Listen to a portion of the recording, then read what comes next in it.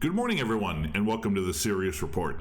My name is Ken Georgian, and although Paul and I will be putting out a Ukraine podcast video in the coming days, there's some very interesting things I wanted to go ahead and note here, especially following the Munich conference that took place that pretty much was earth-shattering in regards to how the United States is dealing with Europe, NATO, the Ukraine conflict, and then, of course, couple that in with the meeting between Lavrov, Marco Rubio, and the delegations in Riyadh. One of the fascinating things that suddenly came to mind was that old axiom about the carrot and the stick, how you motivate someone or something to do what you want them to do. And it's really fascinating because, you know, the podcast, I definitely wanted to name it where Ukraine is getting the stick while Russia is getting the carrot. And I'll go ahead and talk through a few things that pretty much point to this and how the responses from Zelensky and much of the Ukrainian government is trying to throw the President Trump, and the U.S. quickly under the bus, despite the fact that they desperately need the U.S. to continue on with the conflict. Now, going back to Riyadh, one of the fascinating things is that Lavrov praised Trump for saying that NATO led to the Ukraine invasion. Now, we do know from going back and looking at some of the data, the reality is all these things led up primarily from the Maidan coup, which the U.S. was involved with. Victoria Nuland gave that speech where she said that the U.S. put $5 billion in.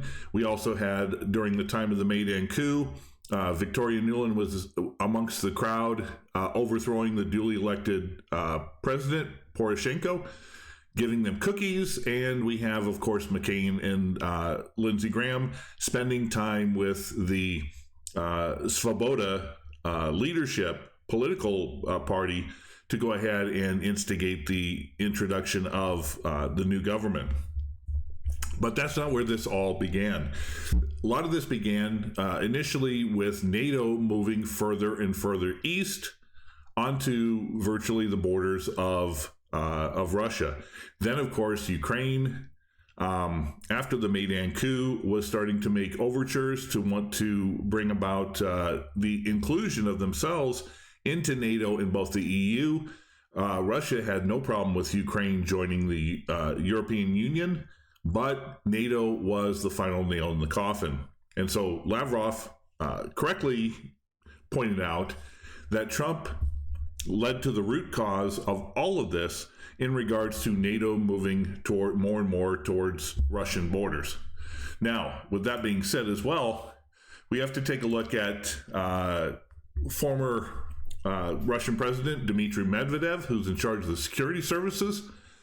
He said, "A dictator without elections. Zelensky better move fast, or he is not going to have a country left." Now, this is a quote from President Trump, which we're going to look at here in a moment.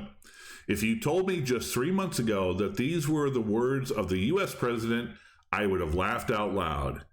At Real Donald Trump is 200% correct.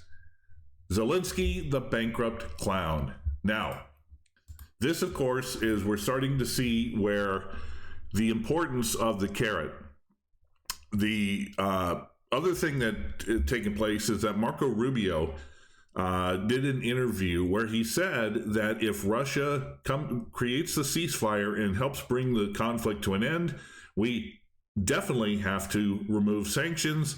And that, of course, is going to open up the doors, as Paul and I will talk about in a podcast here coming out in a couple days. There is even talk about U.S. businesses and Russian businesses, primarily in the energy sector, working together, quite possibly in the Arctic region rather than directly on direct Russian soil. But the fact of the matter is I think the U.S. has taken the time, especially the Trump administration, has taken the time to see all the facts outlining the Ukraine conflict, the Russian SMO, and inevitably has determined that Russia really isn't the villain here. And Ukraine, while it isn't necessarily on the side of neutrality. It definitely is on the side of the opposite side of the protagonist. Now, as I mentioned, the carrot and the stick. While the carrot is being used of bringing in or removing some of the sanctions, as well as acknowledging that NATO was the one who started the conflict, not Russia itself. Let's take a look at what the U.S. has now done. This is from yesterday in the afternoon. Breaking, the U.S. government has frozen all weapon deliveries to Ukraine. This according to the chairman of the Ukrainian Parliament's Defense Committee, Roman Kostenko. Now, take this into consideration as well, where President Trump was wanting to make a deal to get access to the minerals and rare earths. And when Besant was sent over to Ukraine, to Kiev, Zelensky didn't even bother to meet with him. Instead, Zelensky was sleeping and couldn't be bothered to get up and meet with Besant. And there's also rumors that European countries are being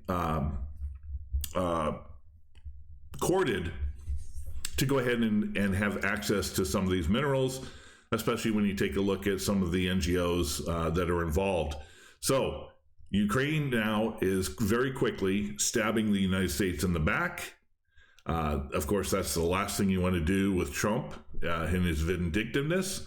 And is it any surprise that the U.S. then is looking at things from a pragmatic and real view, where Russia just simply wants to protect its borders? It wants to be able to protect the ethnic Russians that are in Ukraine proper, bring them into the Russian Federation, while they have no interest in taking over Ukraine as a whole. And they just want to ensure that NATO does not move directly to the borders, especially with that. Now, U.S. is not 100% completely capitulating to Russia. That would be the last thing that the Trump administration want to do, especially after his last term in office, where he was accused of being a puppet for Russia. He's already, in some mainstream publications, he's already being seen as that.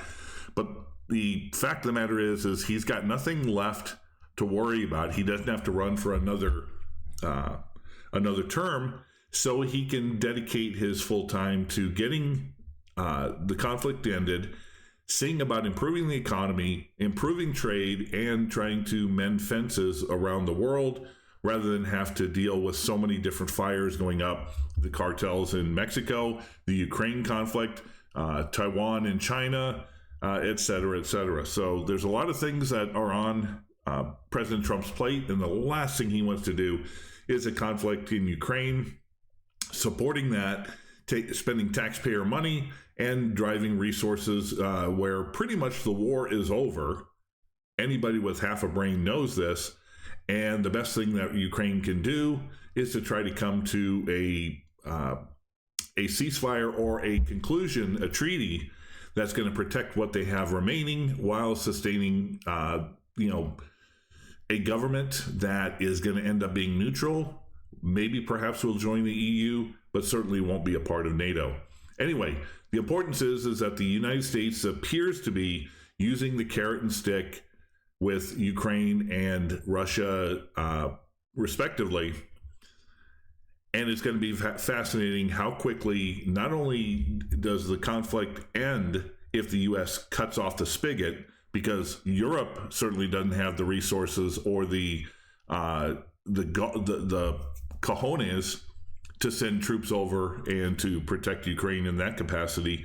But also we have just out now, I think it was Sweden, that they are holding off sending F-16s to Ukraine until later in the year. Well, by then the conflict may be over and it's all moot. It's just a way to go ahead and show their support while not actually providing any support. So anyway, want to get your thoughts on this. It's fascinating how quickly this is coming to a conclusion. Not the conflict itself, but years of diplomacy are being distilled into days and weeks, and hopefully, by Easter, something is going to come from this, and then it could be joyous all around.